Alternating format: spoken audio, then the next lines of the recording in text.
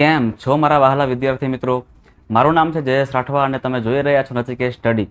મિત્રો, આપણે શીખી રહ્યા છીએ ધોરણ 8માં સાયન્સની અંદર ચેપ્ટર નંબર 1 પાક ઉત્પાદન અને વ્યવસ્થાપન, જેમાં આપણે મિત્રો આ અગાઉના 2 વિડીયો શીખી ચૂક્યા છે અને એ 2 વિડીયોમાં મિત્રો આપણે ઘણી બધી માહિતી મેળવી ચૂક્યા છે.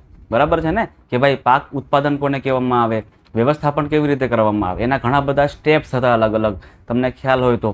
બરાબર, પાક ઉત્પાદનની પદ્ધતિઓ કેવી કેવી હતી, ખેતરને ખેડવાનું કેવી રીતે, જમીનને તૈયાર કરવા માટે ખેતરને ખેડવું પડે છે, સાધનો કયા કયા વપરાય છે. બરાબર, તમે લોકો જોઈ શકો છો આ પોઈન્ટ્સ અહીંયા કે ભાઈ જમીનને તૈયાર કરવી, વાવણી, પછી ખાતર, તો ખાતરના અલગ અલગ પ્રકાર શીખ્યા હતા આપણે. કુદરતી ખાતર અને કૃત્રિમ ખાતર, એના કેટલાક ફાયદા અને કેટલાક ગેરફાયદા, કૃત્રિમ ખાતરના પણ કેટલાક ફાયદા અને કેટલાક ગેરફાયદા. આ બધી જ વસ્તુ મિત્રો આપણે એકદમ મસ્ત રીતે શીખેલી છે. ક્લિયર છે? ત્યાર પછી સિંચાઈ, તો સિંચાઈમાં પણ આપણે ઘણી બધી વસ્તુ શીખ્યા હતા કે ભાઈ સિંચાઈ કોને કહેવામાં આવે, સિંચાઈ માટેના કયા કયા સ્ત્રોત છે, કે ભાઈ વરસાદ છે, નહેર છે, કૂવા છે, બોર, બરાબર, વગેરે વગેરે બધા સિંચાઈના સ્ત્રોત છે કે જે જગ્યાએથી સિંચાઈ કરવામાં આવે, પાકને પાણી આપવામાં આવે. ત્યાર પછી સિંચાઈ માટેની જૂની પદ્ધતિઓ, બરાબર છે ને, ઢેકલી, તમે બધા શીખ્યા છો, મોટ. અને ત્યાર પછી આધુનિક પદ્ધતિઓ જે અત્યારે ચાલી રહી છે, ટપક સિંચાઈ પદ્ધતિ, પછી જે ફુવારા પદ્ધતિ. મિત્રો, આ બધી જ વસ્તુની ચર્ચા છે ને આપણે એ બધા વિડીયોમાં કરેલી છે. તો ખાસ મિત્રો તમે જો એ વિડીયો ન જોયા હોય તો ખાસ જોઈ લેજો. ક્લિયર છે મિત્રો? આપણે હવે બાકી શું હતું ખબર છે? તો હવે આપણે બાકી છે કેટલા? 4 પોઈન્ટ બાકી છે આપણા. નીંદણ, એના પછી છે લણણી, એના પછી છે સંગ્રહ અને એના પછી છે પશુપાલન. અને મિત્રો ખૂબ સિમ્પલ ટોપિક છે, વધારે ડિટેલમાં જવાની કંઈ જરૂર છે નહીં. તમારે માત્ર ને માત્ર આના જે મેઇન મુદ્દા છે ને, જે કોન્સેપ્ટ છે એ ખાલી સમજવાનો છે. ક્લિયર છે? અને એના પછી આપણે આ ચેપ્ટરને પૂરું કરી દેવાનું છે. ક્લિયર? ચાલો શરૂઆત કરીએ. સૌથી પહેલાં આપણે નીંદણ કોને કહેવાય. ક્લિયર છે? પેનને મૂકી દઈએ બાજુમાં અને ચાલુ કરીએ આપણે ડાયરેક્ટ. બરાબર, કારણ કે મિત્રો ખાલી સમજવાની જ વાત છે, લખવાની કંઈ વાત છે જ નહીં. તમારે માત્ર ને માત્ર બાજુમાં લખેલા પોઈન્ટ જોવાના છે અને મને સાંભળવાનો છે. ક્લિયર છે? બધું જ વસ્તુ મિત્રો તમને ક્લિયર કટ થઈ જશે. ચાલો, સૌથી પહેલાં મિત્રો નીંદણ કોને કહેવામાં આવે. તમારા બધા માટે એક શબ્દ નવો છે, નીંદણ. તમને પાક ખબર પડી ગઈ, બરાબર, પણ નીંદણ કોને કહેવામાં આવે એ તમને હજી ખ્યાલ પડતો નથી. જે વિદ્યાર્થીઓ ગામડામાંથી આવે છે, ગામડામાં ભણી રહ્યા છે અત્યારે, અને એમને ખબર છે, એમના કુટુંબમાં કોઈ ખેતી કરી રહ્યું હોય તો એમને કદાચ ખ્યાલ હશે કે ભાઈ નીંદણ કોને કહેવામાં આવે. પણ જે વિદ્યાર્થીઓ ખેતરને જોયું જ નહીં, બરાબર, ખેતર શું છે ખબર જ નહીં, બરાબર છે, જેને ખેતરમાં ક્યારેય ગયા જ નહીં, તો મિત્રો એવા લોકોને નીંદણ વિશે ક્યારેય ખબર નહીં પડે. એ અત્યારે ખબર પડી જવાની છે. ચાલો, સૌથી પહેલાં મિત્રો નીંદણ કોને કહેવાય. તો મિત્રો નીંદણ છે ને એક પ્રકારની વનસ્પતિ છે, જે આપણે ઉગાડતા પણ નહીં પણ ઓટોમેટિક ઉગી જાય છે. બરાબર, કઈ ઉપયોગી છે જ નહીં. સાવે સાવ કેવી છે મિત્રો? સમજો. સાવે સાવ કેવી છે મિત્રો? અનિચ્છનીય વનસ્પતિ છે. અનિચ્છનીય છે, અનૈચ્છિક છે, કોઈ આપણે ઈચ્છા હોતી નથી ઉગાડવાની. ઓટોમેટિક મિત્રો ઓટોમેટિક ઉગી જાય છે અને બિનજરૂરી છે. તો મિત્રો આવી વનસ્પતિઓ જે છે એને આપણે નીંદણ કહીએ છીએ. શું કહીએ છીએ? નીંદણ કહેવામાં આવે છે. ક્લિયર છે મિત્રો? આ નીંદણને આપણે દૂર કરવું પડે. નીંદણને દૂર કરવા માટેની ક્રિયા એને આપણે નિંદામણ કહેવામાં આવે. શું કહેવામાં આવે છે? નિંદામણ. કે ભાઈ નીંદણને દૂર કરવા માટે નિંદામણની ક્રિયાનો ઉપયોગ કરવામાં આવે. હવે એવી કેવી ક્રિયા હશે નિંદામણની? તો મિત્રો સિમ્પલ છે. નિંદામણની ક્રિયા એટલે નીંદણને આપણે હાથ વડે કાં તો મશીન વડે ખેંચીને બહાર કાઢી દઈએ છીએ. બરાબર છે? એટલા માટે મિત્રો આને પણ નિંદામણ કહેતા હોઈએ છીએ. હવે મિત્રો આપણો મેઇન પ્રશ્ન કે ભાઈ નિંદામણ કરવું શા માટે જરૂરી છે? ભલે ને ઉગી નીકળતી વનસ્પતિઓ આપણને શું તકલીફ કરે છે? રહેવા દો ને ભાઈ, ઉગે તો ઉગવા દો, એમાં આપણે જરૂરી તો છે જ નહીં, તો શું કામ છે આપણે? બરાબર, ઉગે તો ઉગવા દેવાનું. પણ નહીં મિત્રો, નિંદામણ કરવું ખૂબ જરૂરી છે. બરાબર, જે પણ ખેડૂત ખેતી કરી રહ્યો છે, હવે એ સમજો કે આવી રીતે ચાસ કહેવાય. બરાબર, કે જે સમજો કે બાજરી ઉગાડે, બાજરી, તો બાજરીમાં અહીંયા એક છોડ છે, તો આખા છોડને ચાસ હોય, એવી રીતે અહીંયા એક ચાસ હોય, એવી રીતે અહીંયા આવી રીતના અમુક અંતરે ચાસ રાખવામાં આવે, એક હાર કરવામાં આવે પાકની. તો મિત્રો આ જે જગ્યા બાકી રહી ગઈ છે ને, તો આ જગ્યા પર આવી અનિચ્છિક વનસ્પતિઓ ઓટોમેટિક ઉગી નીકળતી હોય છે, જેને આપણે નીંદણ કહેતા હોઈએ છીએ. સૌથી પહેલી વસ્તુ મિત્રો, નીંદણને કેમ દૂર કરવી જોઈએ? તો નીંદણનો મિત્રો સૌથી મોટો ગેરફાયદો એ છે કે નીંદણ છે ને એ ઝેરી છે. યાદ રાખજો, નીંદણ કેવું છે મિત્રો? ઝેરી છે. કે ભાઈ મનુષ્ય કે પશુ ખાઈ જાય ને તો એ માણસનું મૃત્યુ પણ થઈ શકે અથવા તો માણસ બીમાર પણ પડી શકે.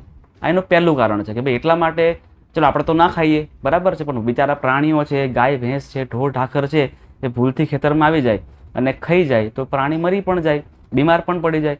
એટલા માટે મિત્રો નીંદણ છે ને એને કાઢવું જરૂરી છે. આ હતું પહેલું કારણ.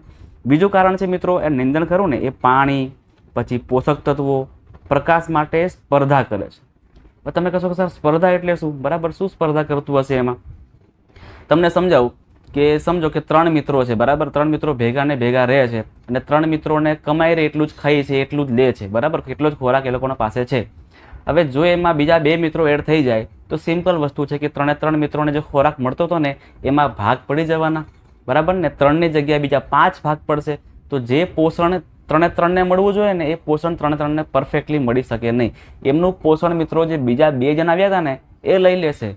તો સેમ વસ્તુ અહીં એવું થાય છે કે મિત્રો આપણા જે અંદર જમીનમાં જે આવેલા હોય છે પોષક તત્વો, તમને ખબર છે કે ભાઈ ઝીંક છે, મેગ્નેશિયમ છે, નાઇટ્રોજન છે, ફોસ્ફરસ છે, પોટેશિયમ છે, ઘણા બધા પોષક તત્વો છે. પછી પાણી પાકને આપવામાં આવે. તો મિત્રો એ પાણી અને જે પોષક તત્વો છે ને એ ખરેખર મળવું જોઈએ કોને? તો કે આપણા જે મુખ્ય પાક છે, આપણે જે વાવ્યું છે, બાજરી છે, જુવાર, આપણે જે પણ વાવેલું છે એને મળવું જોઈએ ને. તો એને નથી મળતું ને પછી એ બધું કોણ લઈ લે છે? એ નીંદણ લઈ લે છે. એટલે મિત્રો આપણો પાક છે ને એ પાક વ્યવસ્થિત થતો નથી, પરફેક્ટલી થતો નથી. એટલા માટે મિત્રો નિંદણને દૂર કરવું વધારે આવશ્યક છે. તો ખાસ યાદ રાખજો કે ભાઈ નિંદણને શા માટે દૂર કરવું જોઈએ? તો પહેલું કારણ હતું કે ભાઈ નિંદણ કેવું છે? ઝેરી છે. ને વનસ્પતિ છે એ ઝેરી છે એટલે પશુ કે પ્રાણી ખાઈ જાય તો એ માંદું પડી શકે અથવા તો એ મરી પણ શકે છે. અને એના સિવાય બીજું શું? તો કે ભાઈ પાણી, પોષક તત્વ અને ખનિજ ક્ષારો, જે આપણે કહીએ પ્રકાશ, બરાબર, એમાં મિત્રો સ્પર્ધા ઉત્પન્ન કરે છે અને એના કારણે આપણો પાક છે એ વ્યવસ્થિત થતો નથી. એટલા માટે મિત્રો નિંદામણ જરૂરી છે. હવે પ્રશ્ન થાય કે સર નિંદણને દૂર કરવા માટે શું કરી શકીએ? તો મિત્રો સિમ્પલ વસ્તુ છે કે જો આપણા હાથમાં કશું જ ના હોય ને તો સિમ્પલ આપણે એને પકડીને ખેંચી શકીએ, બરાબર. ઘણા બધા ખેડૂતો આવું જ કરતા હોય છે કે અમુક નિશ્ચિત સમયે, બરાબર છે, કે ભાઈ જે ટાઈમે જમીન ભીની હોય, ઇઝીલી ઉખેડી શકાય એવું હોય, તો ઘણા બધા લોકો શું કરતા હોય છે કે નિંદણને હાથ વડે ઉખેડીને દૂર કરતા હોય છે. આ પહેલી રીત છે. અમુક નિંદણ એવા હોય છે કે જેને ઉખેડી શકે નહીં એવા હોય તો પછી એને કાપવા પડે. શું કરવા પડે? એને કાપવા પડે. તો કાપવા માટે શું કરવું પડે મિત્રો? દાંતરડાનો ઉપયોગ કરવો પડે, ખરપિયાનો ઉપયોગ કરવો પડે. એટલે ઘણા નિંદણને આપણે કાપી લઈએ, ખેંચી લઈએ તો એના માટે દાંતરડું અને ખરપિયાનો ઉપયોગ થાય છે. અને એના સિવાય વાવણીઓ, તમને ખબર છે મિત્રો આપણે જે વાવવા માટે વાપર્યું હતું ને વાવણી માટે, તો મિત્રો એ જે વાવણીઓ છે ને મિત્રો એને ખાલી ઊભા પાકમાં જવા દેવામાં આવે તો પણ જે નિંદણ છે ઓટોમેટિક પછી જમીન જોડે ઉખડી જાય અને નિંદામણ આપણે એવી રીતે કરી શકીએ. તો ખાસ યાદ રાખજો કે ભાઈ નિંદામણ માટે કોનો ઉપયોગ થાય છે? તો ભાઈ દાંતરડાનો ઉપયોગ થાય છે, ખરપિયાનો પણ ઉપયોગ થાય છે અને વાવણિયાનો પણ ઉપયોગ થાય છે. તમે અહીંયા જોઈ શકો છો, બરાબર છે. તેવી રીતે એના પછી છે નિંદણ નાશક. હવે ચલો આટલું તો આપણે કરી લીધું, હાથથી ઉખેડી લીધું, પણ આપણે એવું કરવું હોય કે ભાઈ નિંદણ ઉગે જ નહીં અથવા તો ઉગી ગયું હોય તો એને પછી મારી નાખવું હોય તો શું કરવું પડે? તો મિત્રો એના માટે આપણે વાપરવું પડે દવા, બરાબર, જેને કહેવામાં આવે છે નિંદણ નાશક. શું કહેવાય છે એને? નિંદણ નાશકનો આપણે મિત્રો ઉપયોગ કરવો પડે. એ સિમ્પલ મિત્રો દવા આપણને બહારથી મળી જાય, દુકાનમાંથી દવા મળી જાય આપણને, જે જગ્યાએ એગ્રીકલ્ચરનું સામાન મળતું હોય ત્યાં આપણને દવા મળી જાય. તો આ દવા લઈ આવવું પડે અને દવામાં મિત્રો પાણીમાં આ દવાને પાણીમાં એડ કરવાનું. અને ત્યાર પછી જે સ્પ્રે પંપ આવે ને, સ્પ્રે પંપ તમે જોયો હશે, આવી રીતે મિત્રો સ્પ્રે પંપ આવે, એમાં દવાને ભરવામાં આવે અને ત્યાર પછી જે પણ નિંદણ ઉગી નીકળી હોય ને ત્યાં આપણે છાંટવામાં આવે, બરાબર છે. અને એવી એક દવાનું નામ પણ તમને અહીં આપેલું છે બુકની અંદર કે ભાઈ 2,4-D. શું નામ છે? 2,4-D. યાદ રાખજો, એક્ઝામમાં ક્વેશ્ચન પૂછાઈ જાય ખાલી જગ્યા કે ટૂંકા પ્રશ્નની અંદર, બરાબર છે. 2,4-D આ નામ છે. આ રસાયણ છે આપણે લઈ આવવાનું અને પાણીમાં મિક્સ કરીને પછી છાંટી દેવાનું. એટલે મિત્રો નિંદણ છે ને, નિંદણ એ નાશ થાય છે. ક્લિયર છે? ચાલો હવે તમને કીધું પ્રમાણે કે પાણી વડે મંદ કરવામાં આવે એટલે પાણીમાં નાખીને પછી સ્પ્રે કરવામાં આવે, સ્પ્રેયર કહેવાય, બરાબર. સ્પ્રે પંપ પણ કહેવામાં આવે અને સ્પ્રેયર પણ કહેવામાં આવે. હવે મિત્રો આ દવા ખબર શું કામ કરે છે? તો નિંદણના વૃદ્ધિના સમયે જે પુષ્પ બનતા હોય છે અને બીજ બનતા હોય, આ બે જ વસ્તુ મેન છે. જેટલા પુષ્પ વધારે બનશે, જેટલા બીજ વધારે બનશે એટલું નિંદણ વધારે વધશે. એટલે આ પુષ્પ અને બીજને જ મારી દેવા પડે. એટલે આ પુષ્પને અને બીજને મારી નાખવા માટે મિત્રો એને નાશ કરી દેવા માટે આ રસાયણ નાખવામાં આવતું હોય છે. ક્લિયર છે? અને ખાસ વસ્તુ મિત્રો કે આ રસાયણ છે ને, રસાયણ એ ઝેરી છે. કેવું છે? રસાયણ પણ ઝેરી જ છે. એટલે મિત્રો જ્યારે પણ જે ખેડૂતો હોય ને એ ખેડૂત રસાયણ નાખતો હોય ને ખેતરની અંદર, ત્યારે હંમેશા એ મોઢા પર રૂમાલ બાંધતો હોય છે, નાક પર રૂમાલ બાંધતો હોય છે કે ભાઈ નાક અને મોઢા વાટે એ રસાયણ છે એ શરીરમાં ન જવું જોઈએ. બાકી એ માણસ માટે પણ ખતરારૂપ છે, મનુષ્ય માટે પણ ખતરારૂપ છે. એટલે એક સાવધાની આપણે રાખવી જોઈએ, બરાબર. સાવધાનીપૂર્વક એને છાંટવું જોઈએ. તો મિત્રો આ ટોપિક હતો આપણો નિંદણનો, છે ને? કંઈ અઘરું હતું? જરાય અઘરું હતું નહીં. સિમ્પલમાં સિમ્પલ વસ્તુ છે મિત્રો કે ભાઈ નિંદણ કોને કહેવાય એ આપણને ખબર હોવી જોઈએ. નિંદણને દૂર કેવી રીતે કરીએ એ આપણને ખબર હોવી જોઈએ. નિંદણને આપણે કેમ દૂર કરવું જોઈએ એ આપણને ખબર હોવી જોઈએ. બરાબર છે. દવા કઈ વપરાય છે એ આપણને ખબર હોવી જોઈએ. બસ પૂરું થઈ ગયું. વધારે કંઈ કરવાની જરૂર છે નહીં. ચાલો નેક્સ્ટ. એના પછી છે હવે લણણી.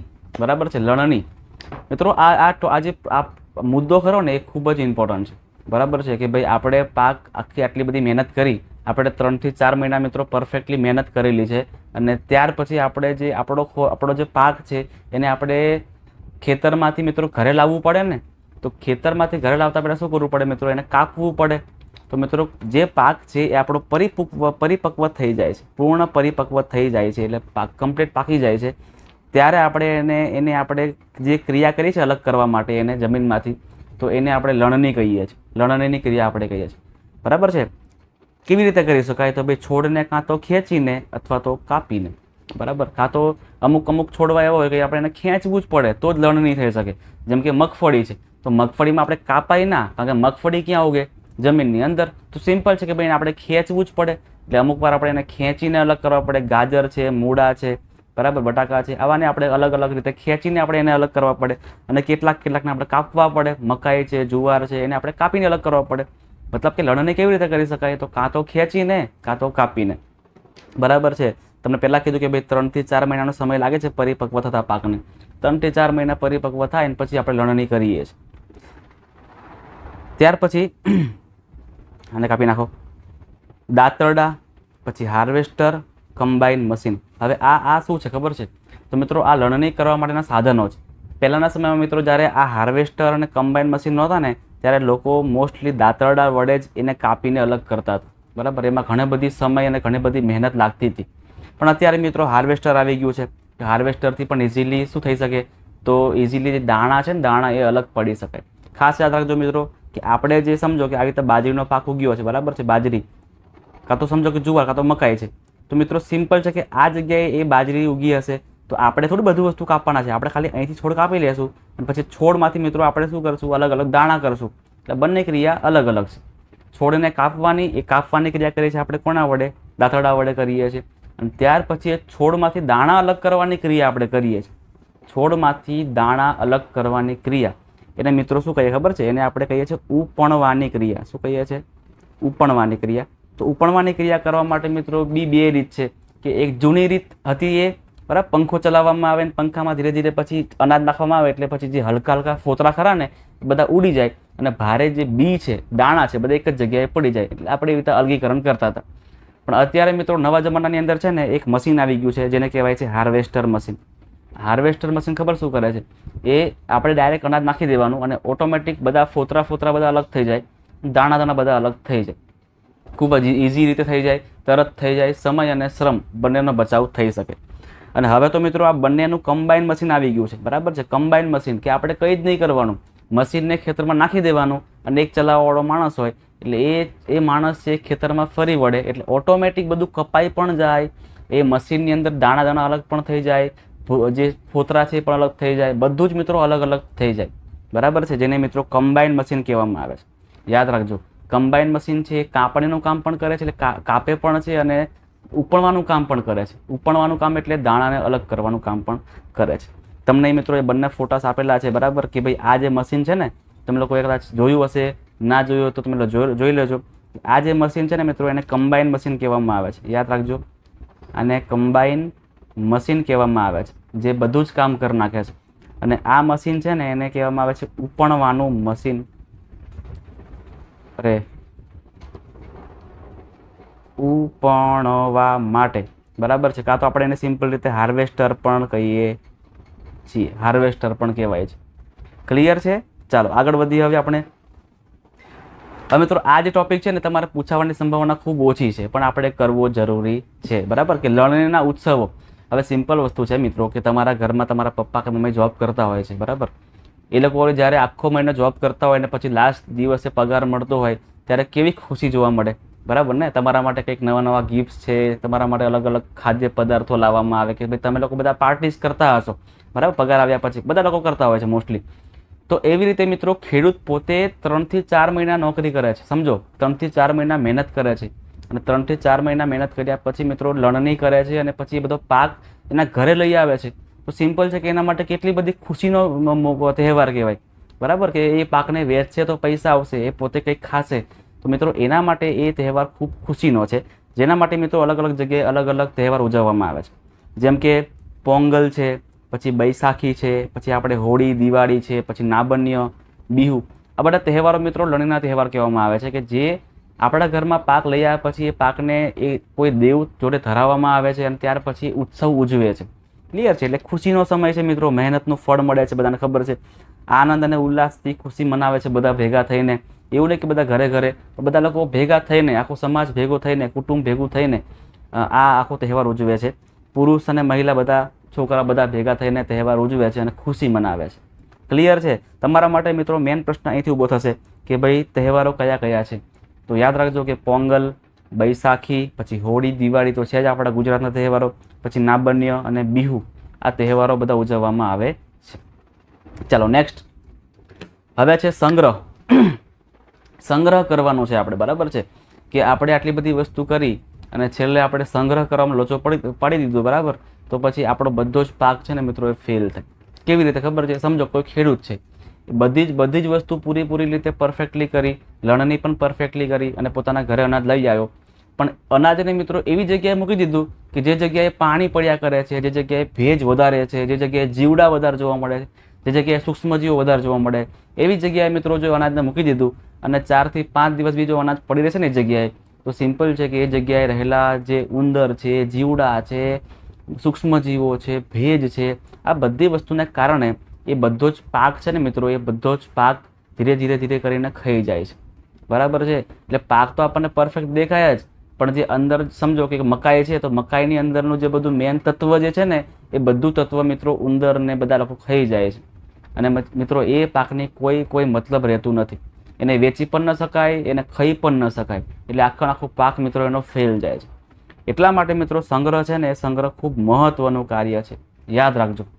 સંગ્રહ છે ને, સંગ્રહ એ ખૂબ મહત્વનું કાર્ય છે. કેમ? કેમ કે પાકને બચાવવું એ ખૂબ જરૂરી છે. પાકને આપણે સંગ્રહ કરવો પડે, બચાવવો પડે. કોનાથી બચાવવું પડે? તો કે ભાઈ ભેજથી બચાવવું પડે, પછી જીવજંતુથી બચાવવું પડે, ઉંદરોથી બચાવવું પડે, સૂક્ષ્મજીવોથી બચાવવું પડે, આ બધા પરિબળોથી બચાવવું પડે, બરાબર. કેમ કે બીજ બગડવાથી બીજાંકુરણ માટે બિનઉપયોગી બને છે.